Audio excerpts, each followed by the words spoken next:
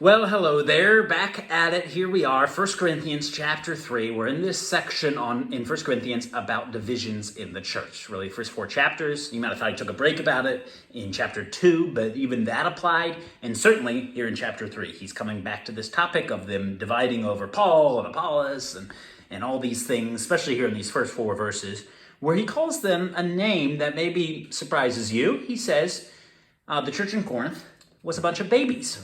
What does he mean by that, Jeremy? Not really a nice thing to say. No. Has anyone ever called you a baby, man? Probably in my childhood they have, and I probably was a bit offended about it. Offended. I would be too. And the positive side of that is cute and cuddly and squishy. The flip side is fussy, crying. We're well familiar with that, with babies at home. The middle of the night whining. Right. That's probably what Paul has in mind here. And Matt, whenever I heard they're a baby Christian growing up, I heard it as if they maybe don't have a lot of Bible knowledge, or maybe they don't have sections memorized, don't know the big fancy terms. And I really think that misses the mark here. That's not what Paul's talking about at all. Right. When he says you're being a fussy baby, he's saying your sin nature is still strong in your life, and you're still being controlled by your impulses. Yeah. He actually says you are still worldly. Since there's jealousy and quarreling and they're bickering and there's bitterness. So he actually says being a baby is that they haven't really grown out of their sin nature, right? Yeah. And they're still embracing that and letting that guide them. So Matt and I can't turn to our babies at home and tell them, grow up, right? You can't just say, wouldn't go over very well. Take your bottle, learn your steps, go that way, do this, give them chores, and hopefully they figure it out. But here Paul does give some advice and gives them some counsel on how to grow up. Yeah.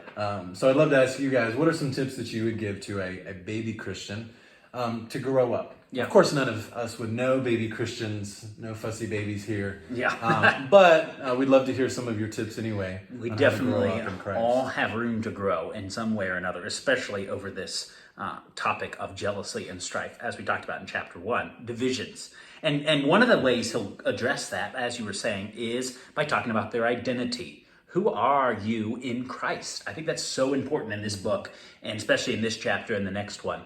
Who are we? He calls them God's temple, the Spirit dwelling within them.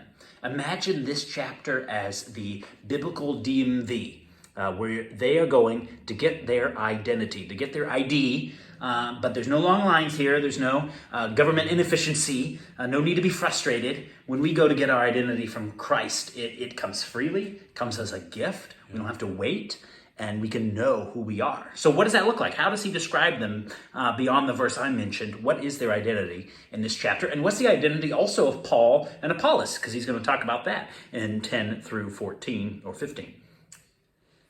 One thing I find curious, Matt, is that he actually...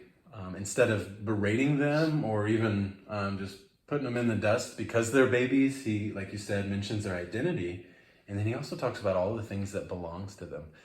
He says, don't you know that you yourselves are God's temple, right? That's who you are, and that God's Spirit dwells in your midst. And he would later say, you have everything. You have the Spirit of God, and it says he belongs to you. You belong to Christ, and Christ belongs to God. Yeah. And so an antidote for being a baby or trying to squash divisions in church isn't just for us to realize that we're all filth and scum and worthless and berate us, but instead to realize what truly do we own in Christ? What do we have access to, and what are we in possession of? Yeah.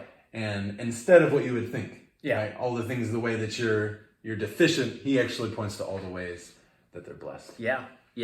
I'm so encouraged that he takes that positive track here in this chapter. And I hope you're encouraged as you discuss that tonight. How does he encourage them in spite of their sin and shortcomings and the baby Christian nature of it?